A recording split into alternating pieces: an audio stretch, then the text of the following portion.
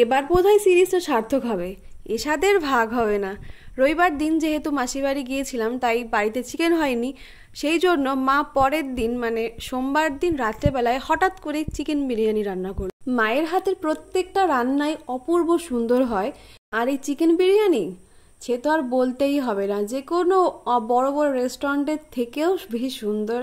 আর বাড়িতে বসে বৃষ্টির দিনে চিকেন বিরিয়ানির সঙ্গে যদি চিকেন কষা পাওয়া যায় তাহলে আর কিছু লাগে? আমার তো আর কিচ্ছু লাগে না।